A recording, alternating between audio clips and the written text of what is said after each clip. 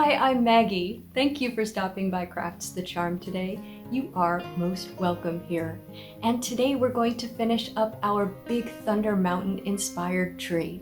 We've filled it with ornaments, but it needs a topper and it needs something around the base. And I do think that the trend of putting crates around the base of the tree is just perfect for our theme. Let's go have some fun. I wanted to start with some inspiration photos. I looked at a lot of photos of Big Thunder Mountain Railroad rides when I was creating the ornaments for this tree. And for the box, for the bottom, for the crate, I looked at a lot of photos and I considered a lot of different structures on the Big Thunder Mountain ride. One thing I really loved was this wagon, this sort of turquoise colored wagon in this photo. But I didn't want to deal with wagon wheels on our box. I think that could look really cute, but it would have meant either making wheels or buying wheels, and I didn't want to do that.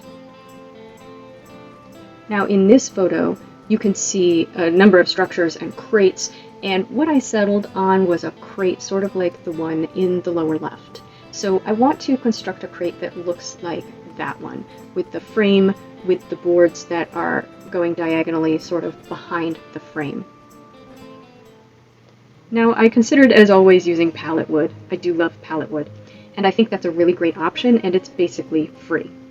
But I'm making a crate for a really small tree, and I also thought it would be a good idea to see if I could use materials that are available to everybody and see if I could paint them to look like this old pallet wood. So what I settled on is these paint stirrers that you can get in the paint department at Home Depot. And you can get 3 21-inch paint stirrers for $1.50, or you can get 10 12-inch paint stirrers for $1.50. So I thought that was a pretty good price. So I'm only going to make the 4 sides. I want mine to be rectangular in shape, and what I decided is for the size of my tree, the rectangle on the front and on the back are going to be 10 inches wide by 8 inches high, or roughly. And the rectangles on the side are actually going to be more like 8 by 8 squares, roughly. So what I needed was 2 of the 21-inch paint stirrers per side. And I could get the top pieces and the side pieces out of 2 per side. So I used those for the frame of each box. And then for the diagonal pieces, I used the 12-inch pieces. And I was able to use one set of 10 for almost 2 sides. So I'd say you probably want to have 3 sets of 10 of those. And now these pieces have a ruler printed on one side. So they do have a right side and a wrong side. So you do want to be mindful of that. Now the advantage to the ruler, of course, is that I didn't need to mark them for my first cut. So what I did was I cut 10 inches off of each of the 2 longer 21-inch paint stirrers that I had. And I did that outside on my radial arm saw. Now I didn't measure the smaller pieces here because, of course, the radial arm saw is going to take a little bit out of the wood, so I needed to wait until I made the cuts. But the pieces that go between the 10-inch pieces are going to be closer to like 5.5 inches. I don't remember the exact measurement, but the width of these is more than an inch. Okay, so here are the pieces cut. So the 10-inch pieces are the top and bottom, and then the 5.5 plus pieces go between those, and then we're going to put our diagonal pieces. So I just fit as many of those as I could before I started cutting them, and then I figured I would be able to use part of the end of them along at the corners where it's shorter.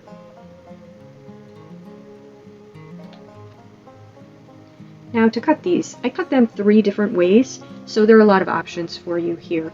I do have this little tiny miter box and saw, and it is possible to cut with that, but it does take a little bit of time, and I didn't want to ruin that little saw by cutting these paint sticks with it. So I did switch to my Stanley miter box, which I've had for a long time. I think it's a pretty common miter box, and I'm cutting 45-degree angles here. And of course the paint sticks, they have that sort of curvy part at the end. I'm trying to avoid that. We could get a lot more out of them if they didn't have that. and I do end up using that on the sides, you'll see. But for now, I'm cutting the pieces and starting with the longer pieces and laying them down, and again making sure I'm cutting on the right side or cutting on the wrong side depending on which way you're laying them out. And what I recommend is that you cut them pretty far away from the edge of the frame. I did that in some places, and in other places I didn't, and then I was sorry when it came to attaching them. I had in my mind an idea about how I was going to attach them, and then I changed my mind, and it caused some problems near the end. So I would say make it nice and neat all the way around, cut it as far away from the edges of your frame as you can to make your life easier when you go to join these pieces together. Oh, and the final way I cut these is I did cut some of them on the radial arm saw because I was cutting other wood anyway when I did the side pieces, but you really run a danger of splintering your wood when you cut that way. At least I do. I don't know if I'm doing something wrong, but with this wood I found the best way to cut it was with this hand saw and the Stanley miter box. Okay, and once I had all those pieces cut, I numbered them because I'm not really that good at spatial puzzles like this, so I wanted to make sure I knew which piece went where. And then I used wood glue, I have Gorilla wood glue here, to glue the frame together. And I really should clamp this, but I don't have the right kind of clamp to clamp it together. I really need to invest in some clamps. So you'll laugh, but what I did was I actually just moved over to the television, sat down and watched some TV, and held it together, because it's small enough that I could do that, while I watched a TV show.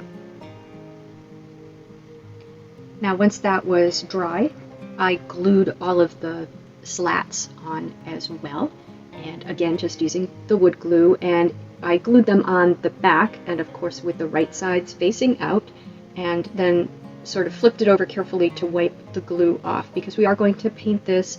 The glue is going to make it a little more difficult to paint, so we want to make sure we clean that glue off, and I just wiped that off with a little water on a paper towel. And then for this I put a clear mat on top of it that won't stick to it, and I used some heavy books to hold that down while it dried. So thank you to Halliday, Resnick, and Grossman for your big heavy books. Okay, so I didn't think you needed to watch me make another one of those. That's a front or back. I think it ends up being the back actually. I made another one just like that, so 10 by roughly 8 for the front. I measured it against that so that they would be exactly the same. And then again, I made basically 8 by 8 squares, so I brought those pieces outside and cut them. So I'm showing you this because I decided to reuse as much of the paint sticks as I could on the sides. So I am using those ends with the little depressions, which means that there are going to be holes in the sides. And I just tried to position those so that they were in different locations on the side so that it didn't look too weird. Like I tried not to put them next to each other. But I think I only used 2 new pieces on the side, and I was able to use a lot of the little extra pieces. And that's just because I don't like waste, so I wanted to use up as much of that as I could. Once the crate sides were all assembled, it was time to choose a paint color, and I always find this difficult. I tried some different paints on some of the leftover pieces of star stick, including some blue and turquoise, like that wagon that I loved so much. But ultimately I decided I'd try to match the piece of palette wood that I have. So I started with a gray wash. I'm using this Apple Barrel Granite Gray acrylic and mixing that with water. And I'm just washing that over the entire surface of each side and washing it, and then shortly after washing it, wiping it off. So painting a few pieces of wood and then wiping, and of course always painting with the grain of the wood. So I painted the front and I painted the edges, so the outside and the inside, and once that had dried I painted the back of all of the pieces, because you will see the back a little bit. It'll be on the inside of the crate, and there's a chance that some of that will be visible when we're all done. Now the next thing I'm going to do is go in with my Deco Art Americana Burnt Umber Brown, and I'm going to give the wood some texture, some rot, and some dirt. So remember on the end pieces, the square pieces, I used the ends of the stir stick, so the parts that had the little arcs cut out of them, the notches cut out of them, so there are little holes. And what I did with the burnt umber paint is I used it pretty much straight to emphasize those holes and to give them some shape so that they don't look, quite so smooth and symmetrical. And then I dry brushed with the paint over all of the wood, again in the direction of the grain, and I did some a little bit darker, most of it pretty light. Then I went over, and here's where I did sort of the wear and the dirt. I did the edges of all of the pieces, and I really think most importantly, I did the inside where the larger pieces, the frame pieces, meet the slats. So I really did those inside edges and coming up onto the slats on the inside, and I sort of brushed it inward just so it looked like it was a little bit dirty in the places where I think grime would naturally accumulate on a box that was built this way. My final step painting these pieces was to wash over them with a wash made from the burnt umber paint and some water.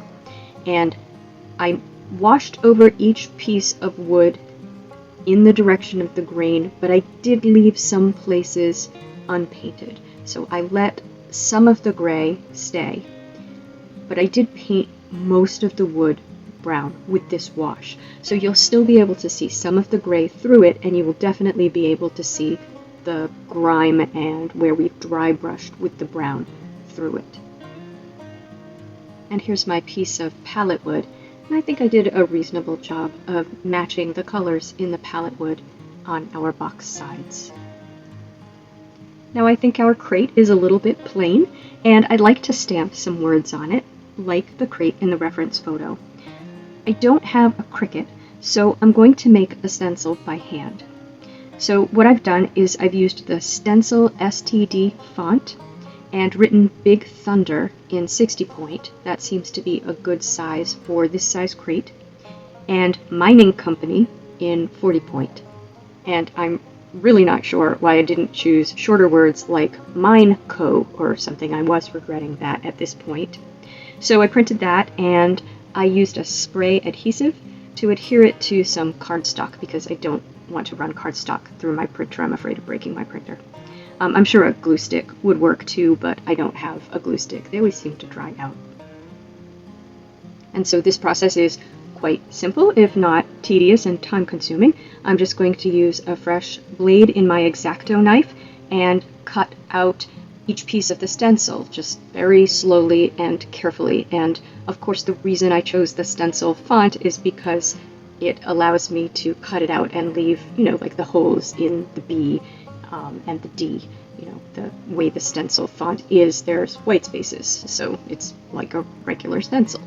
So what I decided to do was cut out Big Thunder first and make sure this was going to work, because I really don't stencil very often at all, and so I didn't know if I would be any good at it, so I didn't want to cut out the entire thing and then find out that this wasn't going to work.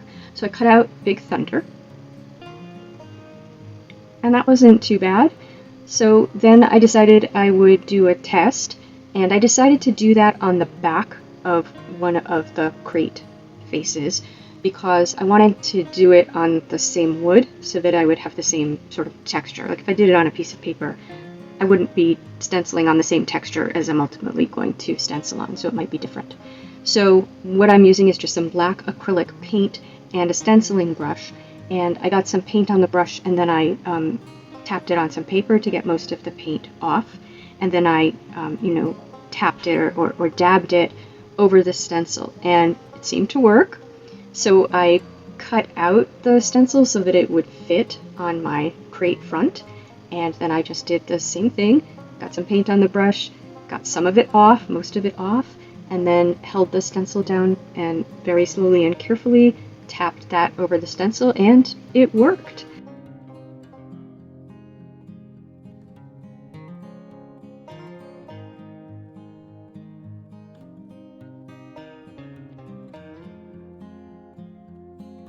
So I cut out the smaller stencil, And I tested again just because it is a smaller stencil, and I just wanted to make sure that there were no differences.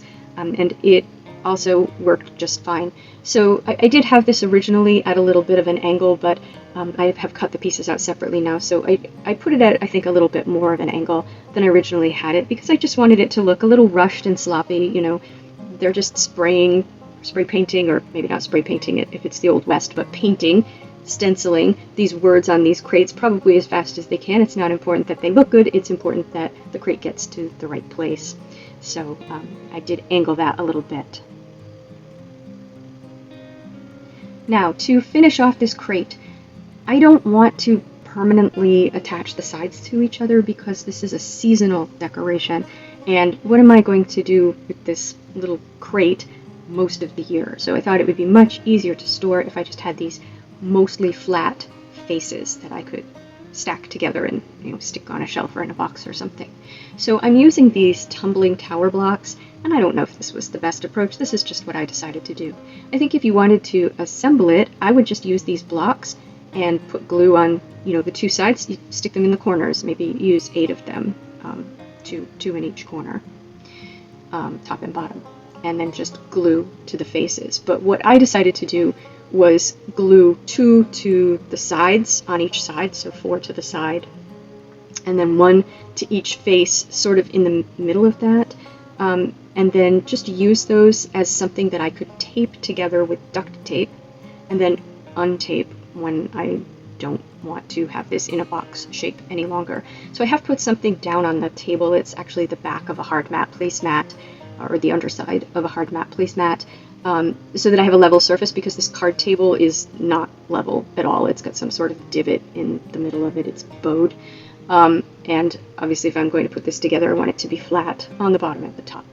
And I just glued those blocks, you know, roughly where I thought they should go. And here's where I got into trouble, because I hadn't been neat with my slat pieces.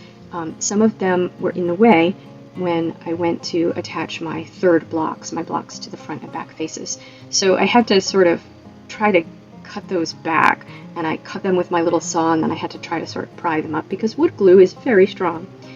So that's why I say just be really careful when you put them on to begin with, to leave a lot of space around the edges. It would have been completely possible just to use 4 blocks, and you know, I wouldn't have had to worry about where those slats were. And that's what I was originally thinking, which is why I didn't worry too much. I just made sure that the corners were free, and then I decided I really didn't want this to be a permanent box in my house.